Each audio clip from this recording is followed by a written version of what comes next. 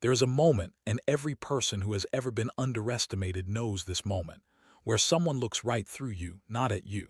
Through you, like you are furniture, like you are weather, like you are simply something in the way. It happens in boardrooms. It happens in parking lots. It happens on the sidewalks of this city on ordinary Tuesday mornings when a man in a black SUV drives through a puddle and doesn't stop, doesn't even slow down. And the woman standing there, soaked from the knees down, her cream coat swallowed by dirty street water, doesn't scream, doesn't cry, she just looks at the license plate. And she remembers it, because Thessaly Voss has been remembering things her whole life, remembering who held the door and who let it close, who looked her in the eye and who looked past her shoulder, who said her name right on the first try and who never bothered to try at all. She is the CEO of a $340 million investment firm, and the man who just splashed her without a second glance, he is sitting in her lobby right now, waiting to interview for the job of his life. Stay with us, because what happens next is the kind of story that doesn't just surprise you, it changes how you see every room you walk into. And before we dive deeper, let us know in the comments where you're watching from. We'd love to hear from you. And don't forget to hit that subscribe button so you never miss any of our upcoming videos. Let's ask the question nobody asks out loud. What happens to the woman who has spent her entire career being invisible to the very people who needed her most, and then one day she's not invisible anymore? What happens when the assumptions catch up to the people who made them? Chicago in late October is a particular kind of cold. It doesn't hit you all at once, it creeps. It finds the gap between your collar and your neck. It follows you into buildings. And on the morning this story begins, the kind of morning where the sky is the same color as the sidewalk and the lake is angry and restless, a woman named Thessaly Voss is walking 4 blocks from her parking garage to the Wacker Drive Tower where her firm takes up the entire 22nd floor. She walks this route every morning. Not because she has to, she could call a car. She could park underground and take the elevator directly. But she walks because these 4 blocks are the only 4 minutes of her day that belong entirely to her. Before the calls, before the board updates, before the decisions that ripple outward through dozens of lives, these 4 blocks are hers. And on this particular morning, in this particular cold, they are about to be interrupted. But before we get to that moment, because we will get there, and when we do, your breath will catch, we need to ask the questions that this story is really about.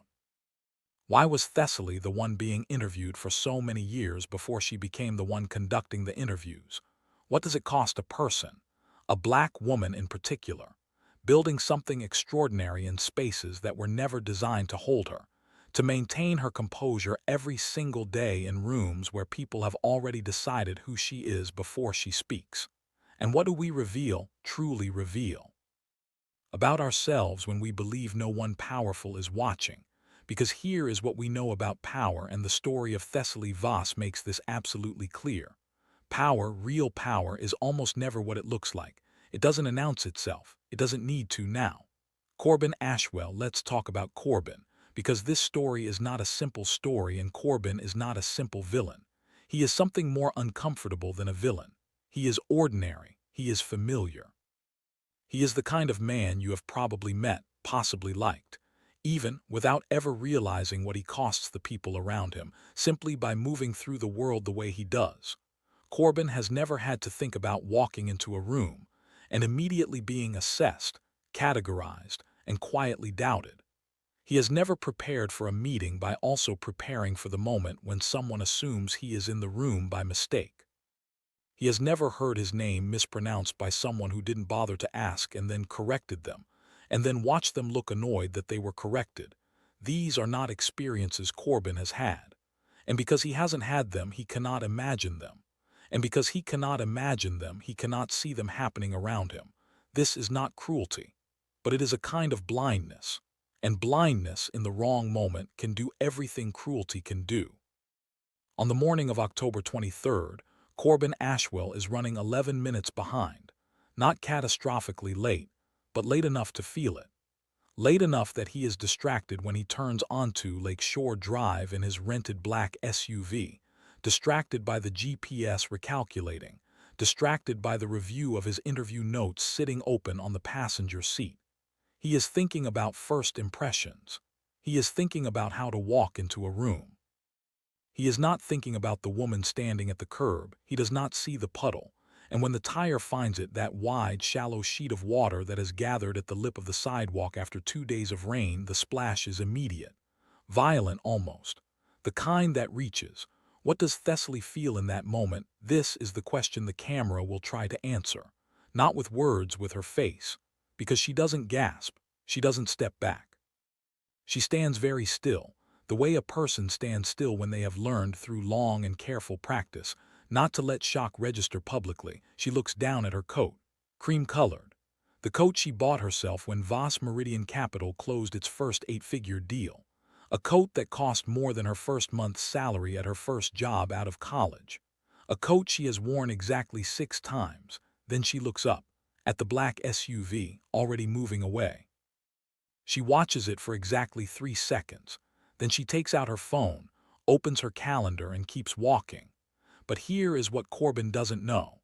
Here is what makes this story something more than a story about rudeness, or race, or the quiet violence of being overlooked.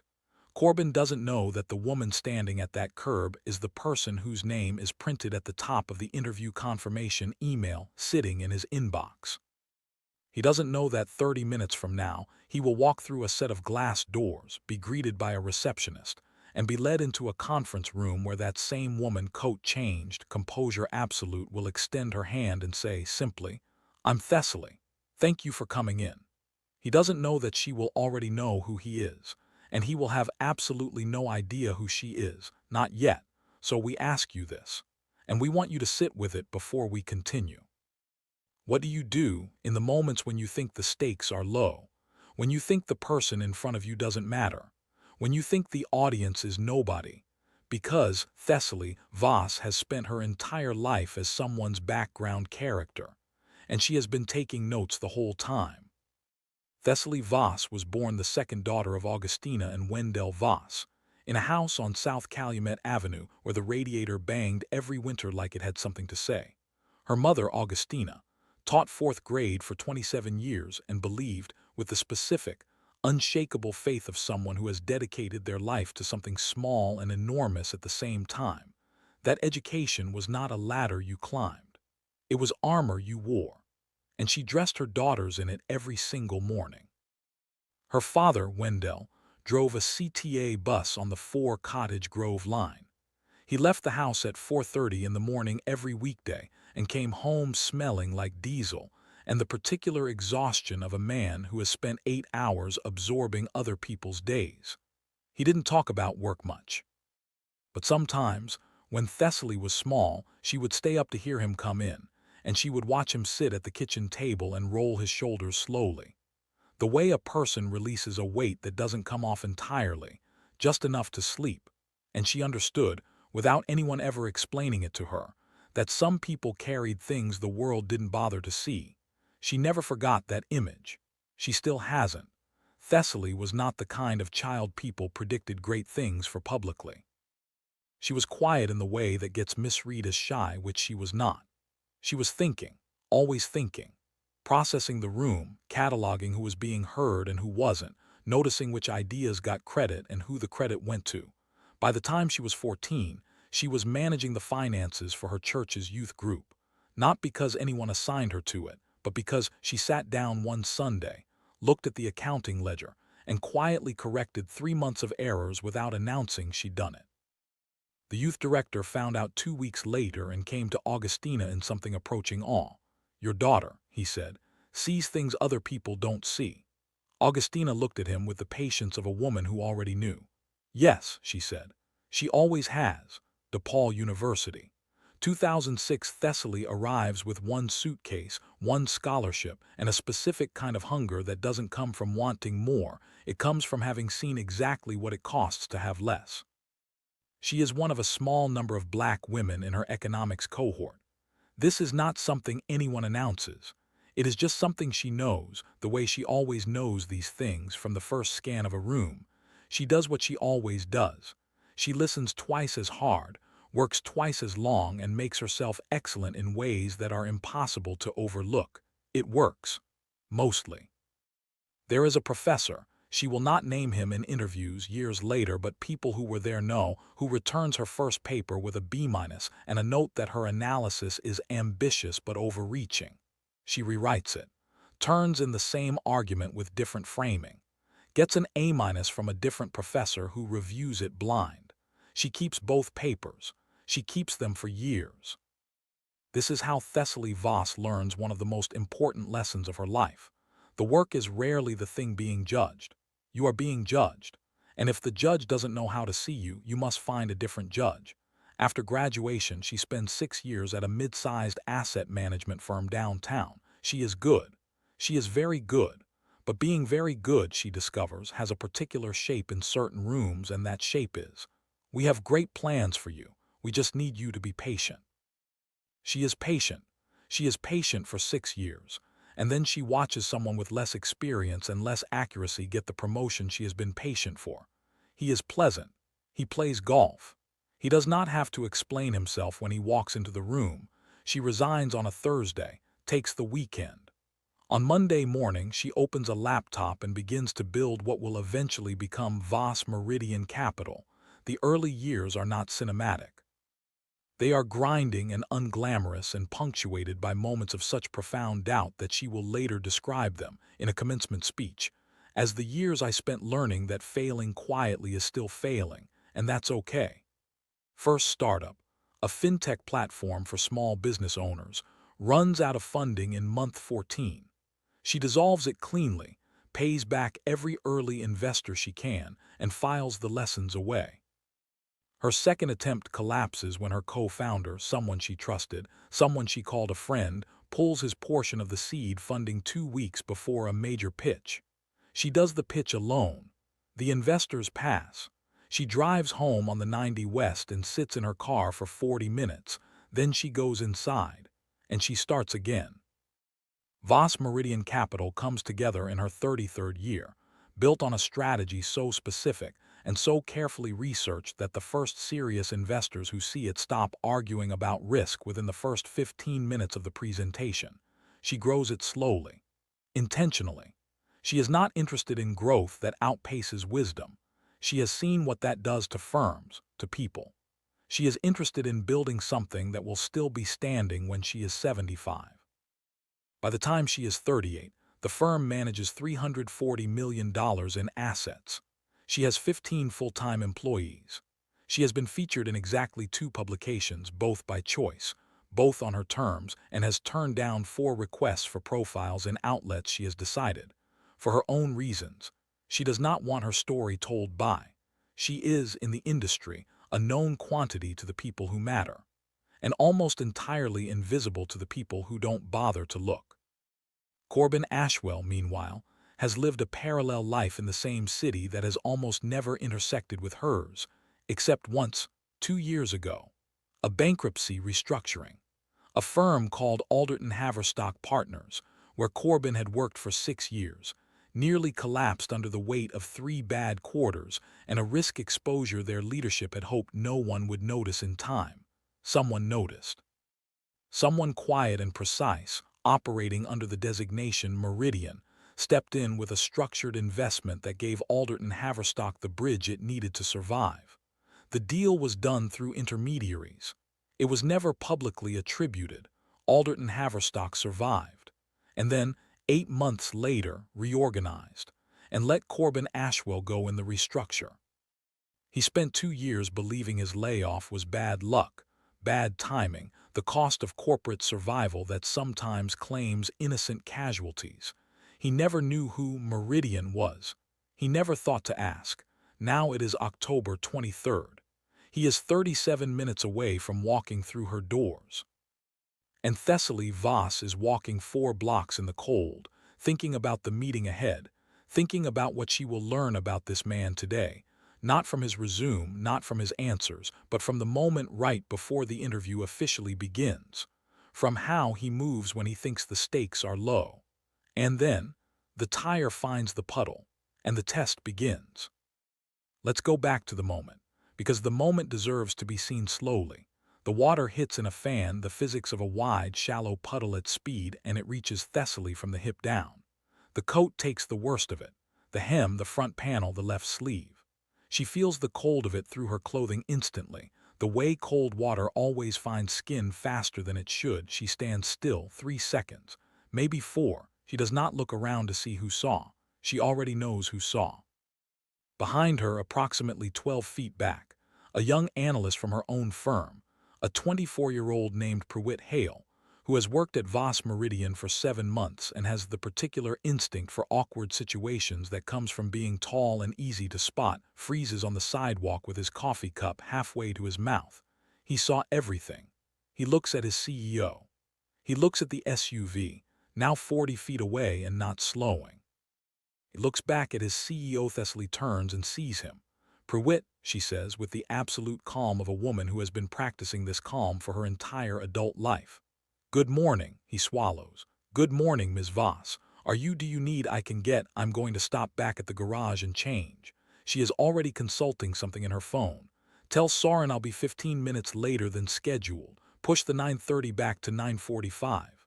"Yes, ma'am," she nods. She turns. She walks. Pruitt stands on the sidewalk with his coffee and watches her go, and feels something he will later describe to a friend as the most complicated 30 seconds I have ever experienced in a professional setting. In the parking garage, on the 3rd level where her car is parked, Thessaly Voss keeps a go bag in the trunk. This is not a sign of paranoia. It is a sign of a woman who has been moving through the world long enough to prepare for the specific kinds of disruptions that find her.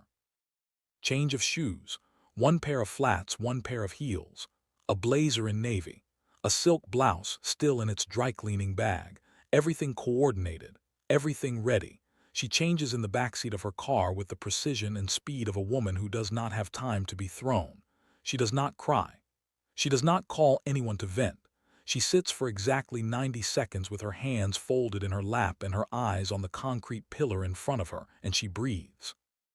This is the part that the camera will have to find a way to convey because words almost can't. In those 90 seconds, Thessaly Voss is not suppressing anything. She is not putting on a mask. She is doing something harder and more intentional. She is choosing the frame. She is deciding what this moment means and what it doesn't before anyone else has the chance to decide for her. The splash was not about her. It was about inattention, about a man in a hurry who did not look. What she does with the next 90 minutes, that is about her. She picks up her bag. She gets out of the car. She walks back onto Wacker Drive. Meanwhile, in the lobby of Voss Meridian Capital's offices, Corbin Ashwell checks in with the receptionist at 9:22. He is wearing a suit that fits well. He spent 2 days agonizing over whether to wear the charcoal or the navy, eventually going with charcoal. And he has rehearsed his talking points to a degree that he knows, technically, is probably slightly too thorough.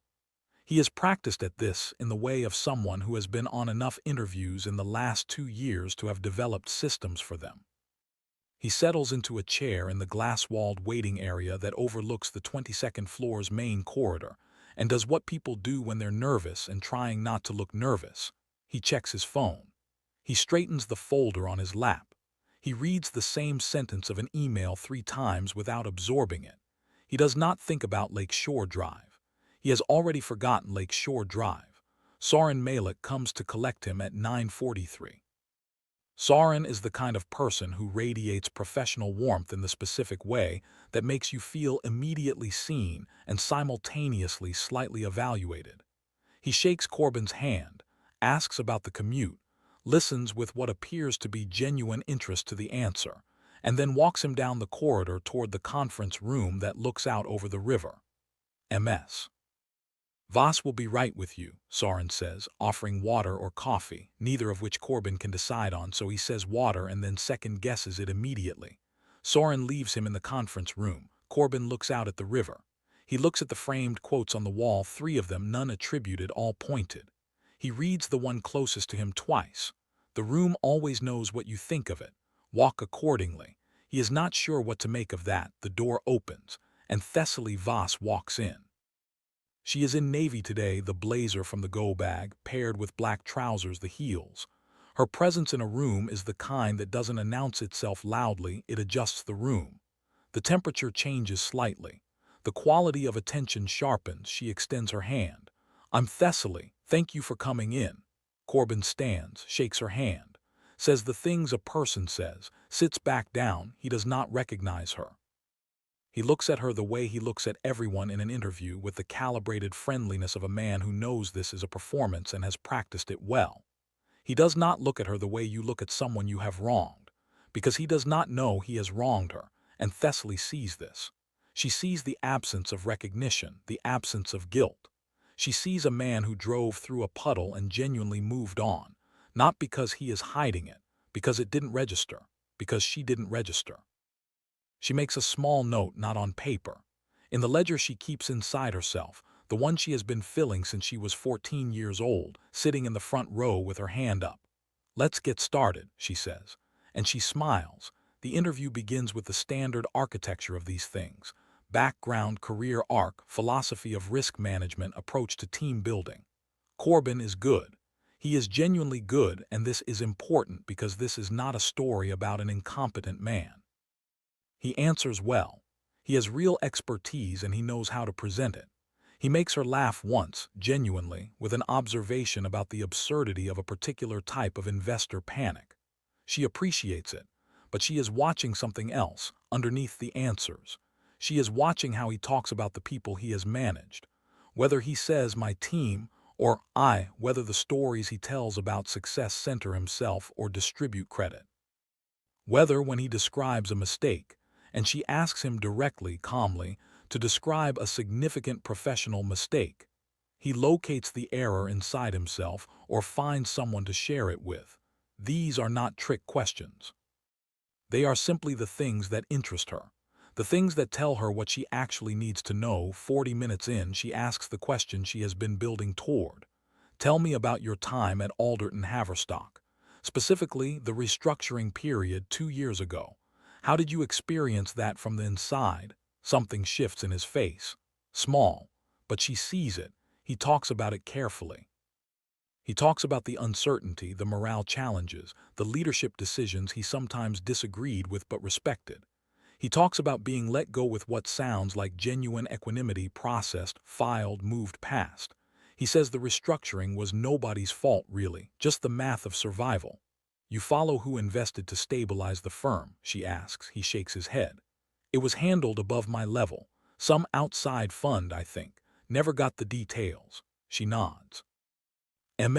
She writes something on her notepad. He cannot see what she writes. What she writes is a single word, careful, not a judgment, a reminder to herself. Because Corbin Ashwell is more nuanced than she expected, and nuance requires care. The interview ends at 11:15. She stands, extends her hand again, says that Soren will be in touch. He thanks her. He means it. He rides the elevator down alone, and somewhere between the 22nd floor and the lobby, the morning reassembles itself in his memory the way mornings do, in fragments, in flashes, and for just a moment something almost surfaces: a cream coat, a curb, the sound of water. It doesn't connect. The elevator opens. He walks out into the lobby. He walks out into the cold, upstairs. Thessaly stands at the window and watches the city. Soren appears in the doorway. Well, she doesn't turn around immediately. "He's talented," she says, "but get me the full background on his time at Alderton Haverstock. I want the timeline of the restructuring, who made what decisions, who knew what and when." Soren nods. He has been working with her long enough to know that when she asks for something like that, she already knows what she's going to find. "And Soren," she turns, "Pruitt Hale in research. I want him in the debrief this afternoon." Soren pauses. "Pruitt. He's pretty junior for a debrief at this level." "Was there this morning," she says simply. "He saw something. I want to know what he makes of it." She picks up her notepad and walks toward her office. And that's when Soren realized the interview wasn't over. It had never been only about Corbin Ashwell. If this story has your heart racing, comment, "I'm still watching." Let's see who is truly following till the end. Here is something they don't tell you about building something from nothing. The building never stops. Not even when you've built it. Especially not then. Because now you are not just responsible for the idea, You are responsible for the people inside it. For the 15 lives whose mortgages and futures and children's futures run through the decisions you make in conference rooms overlooking a river that doesn't care what you decide. Thessaly Voss knows this weight. She was made for it in the way that some people are made for weights that would collapse others, not because they are superhuman, but because they practiced carrying things long before anyone gave them anything worth carrying. But today she is carrying something additional. Something she didn't expect. She is carrying the question of what to do about Corbin Ashwell. The debrief is at 3 o'clock. Soren is there. 2 senior analysts. And Prewitt Hale, who sits at the far end of the table with the particular posture of a junior employee who is not sure whether being in the room is an honor or a consequence. Thessaly sits at the head of the table and opens with the question she always opens with in these sessions. What did you observe? The senior analysts go first.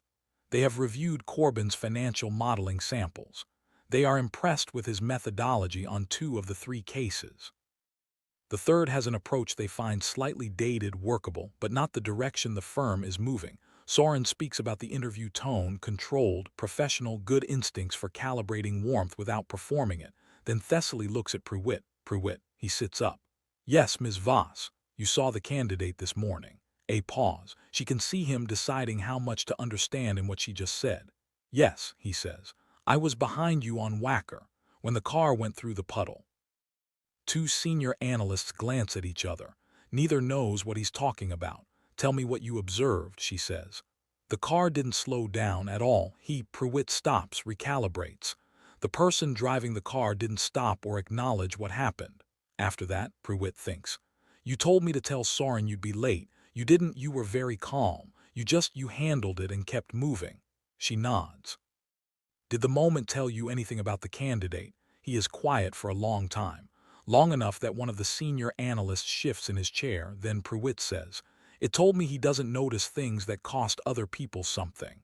Room is still. Thessaly looks at him. Expand. I mean, it might have been an accident. The puddle, the water, he probably didn't mean to, but he also didn't stop to look. And if that's how someone moves when they think nobody important is watching, then he stops. I don't know, maybe that's everything, maybe that's nothing. Thessaly looks at him for a long moment. It's not nothing, she says. Write that down exactly as you said it. I want it in the evaluation file.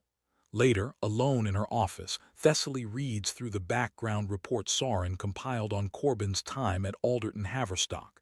It takes her 40 minutes. And at the end of those 40 minutes, she sits back in her chair and closes her eyes. Because there it is. 2 years ago, when the Meridian investment saved Alderton Haverstock, there was an internal memo, now partially visible through her due diligence channels, that outlined the cost-cutting measures the firm would implement as a condition of its stabilization.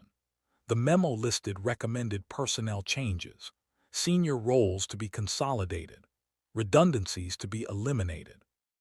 Corbin Ashwell's name was on a list of roles flagged for review, but here is the thing. Here is the thing that Thessaly has to sit with. She did not make that list. She invested in the firm's survival. She did not dictate who they kept. That decision was made by Alderton Haverstock's leadership. She was never even in the room where his name was discussed, so Corbin was not fired because of her. But she was the reason the firm survived long enough to fire him, and he has no idea. This is the question she turns over now like a stone in her hand, feeling its edges. Does it matter? Does the chain of causality, the invisible thread connecting her investment to his unemployment to his resume landing on her desk, does it change anything about who he is or what he demonstrated this morning? She thinks about what Prewitt said. He doesn't notice things that cost other people something. She thinks about her father at the kitchen table, rolling his shoulders after 8 hours of absorbing other people's days. She thinks about the cream coat in a dry-cleaning bag in the backseat of her car. She calls Darian Osekol. This is not unusual. Darian is the person she calls when a decision has too many dimensions for one mind. Darian, now 55, built and sold her own firm 12 years ago and currently runs a foundation for first-generation business owners. She has known Thessaly since she was 29 years old and still trying to figure out whether her first startup was brave or reckless. Tell me the shape of it, Darian says, without preamble, because this is how they have always talked, Thessaly tells her. The puddle, the interview, the background report, Pruitt's observation, the thread connecting her investment to Corbin's unemployment. Darian is quiet for a moment. What are you actually deciding, she asks. Whether to hire him, Darian says. What are you actually deciding? Thessaly doesn't answer immediately. Whether it's possible, she says finally, to learn to see after a lifetime of not seeing, whether that can be taught, or whether it's the kind of thing that only gets through to people when the cost finally lands on them. Darian is quiet again. And which side are you leaning toward? I don't know yet. Then you're not done. Thessaly stays in the office until 7:45. She does not make the decision tonight. She is not ready, and she knows the difference between postponing and not being ready, and this is the latter. What she does instead is write. 3 pages in the journal she has kept since she was 27, the one with the blue cover that she started the night she resigned from the asset management firm. It is full of decisions and their reasons, full of the internal arguments she's had with herself at every major fork. She writes about what it means to be a person who decides to test someone without telling them they're being tested. She writes about whether she had any right to do that. Whether her judgment of the morning was fair, she writes. The test was not designed. It just happened. And the real test, the harder one, is what I do with what I saw. She closes the journal. She puts on her coat, not the cream one which is at the cleaner, and she takes the elevator down and walks to her car in the parking garage, and she drives home on Lake Shore Drive in the dark, alongside the black water of Lake Michigan. And she thinks. She thought she had been watching him. She had not understood, not fully, not yet, that she had also been watching herself. There is a thing that happens when you carry a story alone long enough. It changes shape. What looked like a question about someone else reveals itself slowly to be a question about you. Thessaly Voss understood this on some level. She had understood it her whole life in the abstract. But on the morning of October 24th, the second cup of coffee untouched on the counter, the city still gray outside, it became concrete. She had withheld, not information, she owed him nothing there. But she had withheld the moment of recognition. She had sat across from a man who had driven through her morning without a second glance, and she had known who he was, and she had not said, I was standing at that curb today. Why? She turns the question over for a long time. Was it a test? Was it justice? Was it, and here is where the honesty gets uncomfortable, was it power? Was it the satisfaction of knowing something he didn't? The quiet reversal of a lifetime of being the one in the room who is known least and whose knowing matters least. She sits with that. She does not like the way it feels. By mid-morning, Soren is at her door. Background report flagged something you should see, he says. He comes in and sets a printed page on her desk. Alderton Haverstock's internal communication logs from the restructuring. Our due diligence team pulled them as part of the standard process for senior hires. She looks at the page. It is a memo. The personnel review memo. The one that listed Corbin Ashwell's role as flagged for restructuring. But there is a second page she had not seen in last night's review, pulled this morning from a supplementary file. It is a series of internal emails exchanged between Alderton Haverstock's board and their legal counsel in the weeks after the Meridian investment. One of the emails contains this line from the board chair. The Meridian investor has no operational directive over personnel decisions. Those remain entirely internal. We proceed as planned. She reads it twice. Soren watches her face. So the investor, you had nothing to do with who they cut, he says quietly. He already knows. He worked the deal 2 years ago. I was never in the conversation, she says. No, she sets the page down. She calls Corbin Ashwell at 11:17. He picks up on the second ring. She can hear in his voice the particular tension of a person waiting for news, the controlled breathing, the too quick hello. Mr. Ashwell, this is Thessaly Voss. Ms. Voss, thank you for calling. I want to have a second conversation with you. In person if you're available this week. A pause, not a long one. Yes. Absolutely, whatever works for you. Thursday, 11 o'clock. She gives him the address again, though he has it. And I'd like to ask you to prepare something, of course, anything. I'd like you to walk me through the moment you knew Alderton Haverstock was in real trouble. Not the official version, not the way you describe it in an interview, the actual moment. What you saw, what you understood, and what you did. A longer pause. That's a very specific ask, she says. It is. I ask, is this a standard part of your process? She almost smiles. No, she says. It isn't, he thinks. She lets him. Okay, he says. Thursday at 11. Thursday comes. Corbin comes back to the 22nd floor with a different quality of attention than he carried on Tuesday. She notices it immediately, the way he looks at things, the way he moves through the lobby. He is not less confident, he is more careful. Something in the phone call unsettled him in a way that is not panic but is perhaps the beginning of paying attention.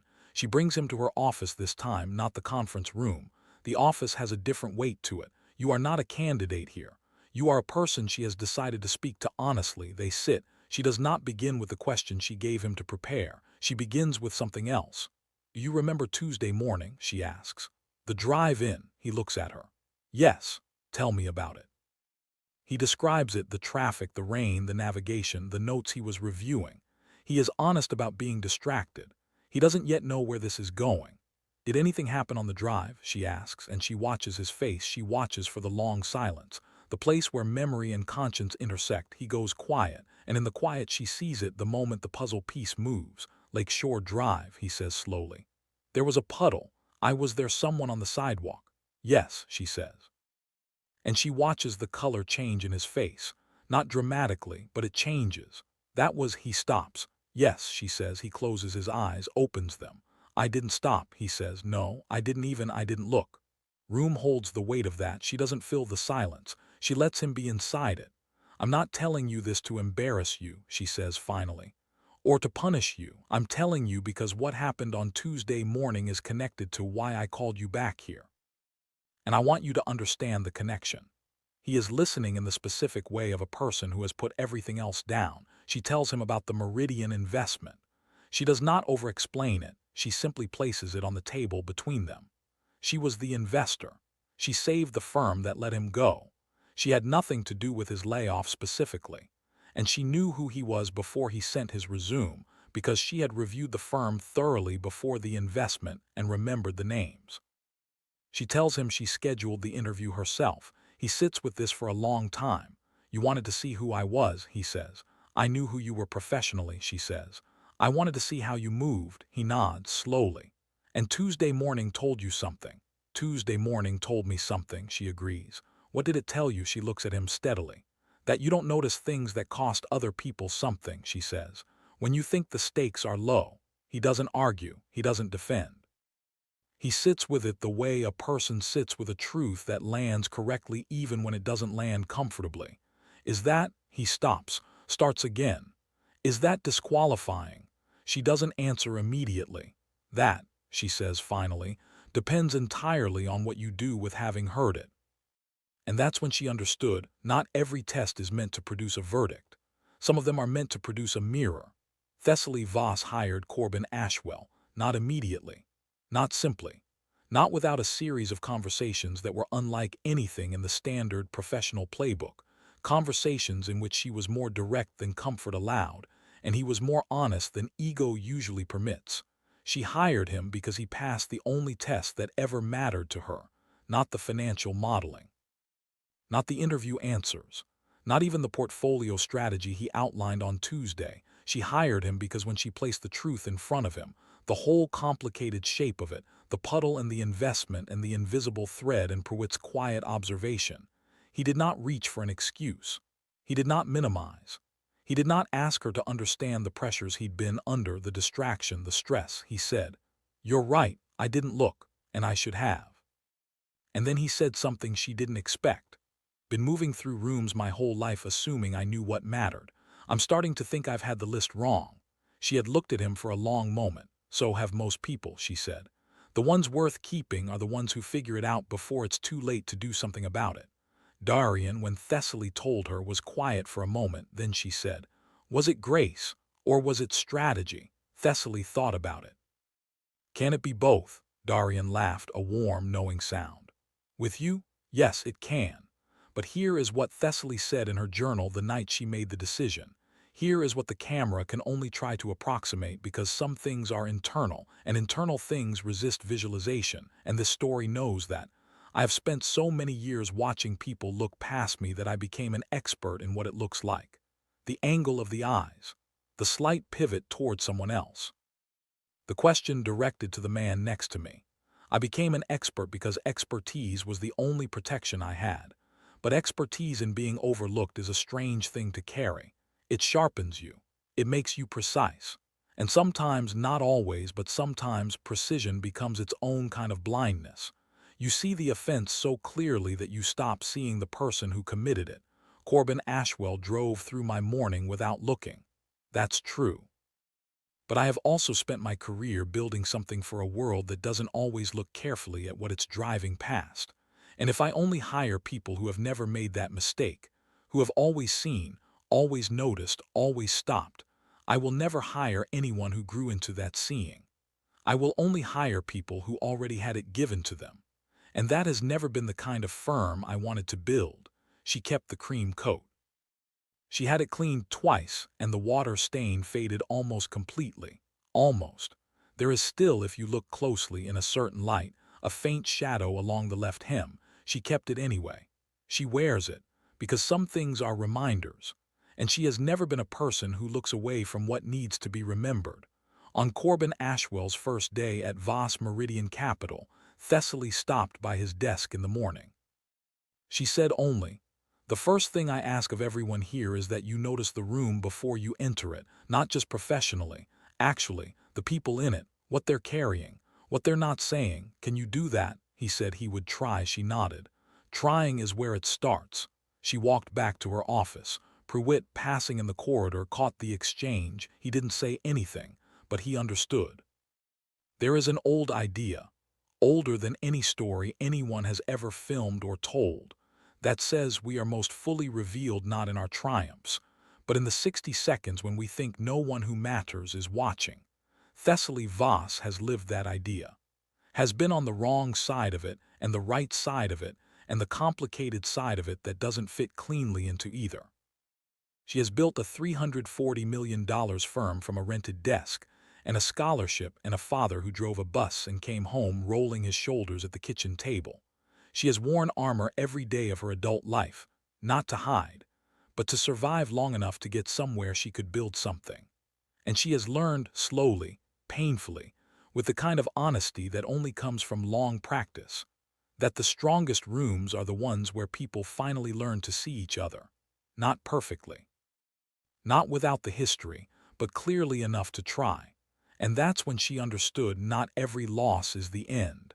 Some are the beginning of something greater, and not every test produces a verdict. Some of them just hold up the mirror. And the question, the only question, is whether you are willing to look. So let's talk, because this story is not just Thessaly's, and it is not just Corbin's. This is the story of every room where someone assumed they already knew who they were looking at. Every morning when someone drove past something that cost another person and didn't stop. Every interview where the real evaluation happened somewhere nobody thought to document. And we want to know what you think. If you were Thessaly standing at that curb watching the car drive away, what would your 90 seconds look like? Would you let the moment harden into something permanent? Or would you do what she did, breathe, choose your frame, and keep? If you were Corbin sitting in that office, hearing the truth laid out clearly without escape, what would that feel like? And more importantly, what would you do the next morning? Drop your answer in the comments. Seriously, we read every single one. And some of your comments on our previous stories have stopped us in our tracks. You bring wisdom to this space that we are grateful for every time. One more question to sit with: do you believe people can genuinely change what they notice? Or is the ability to see, to truly see the cost of your presence on other people, something that forms early and either you have it or you don't? We don't have a clean answer. But we believe the stories we tell each other are part of how the answer gets found. And if you think this story was something, if you're sitting with it the way we hoped you would be, then you will want to be here for what's coming next. Because our next story is about a woman who was told by every institution she trusted that she did not qualify. And then she built the institution. And then someone from the first institution called to ask if she was hearing. That story is almost ready. Make sure you're subscribed. Make sure the bell is on. Because we don't want you to miss a single moment of it. Thank you for watching. Thank you for staying. And thank you, as always, for being the kind of person who sits with a story until the end. Because those are exactly the kind of people this channel is built for. We'll see you in the next one.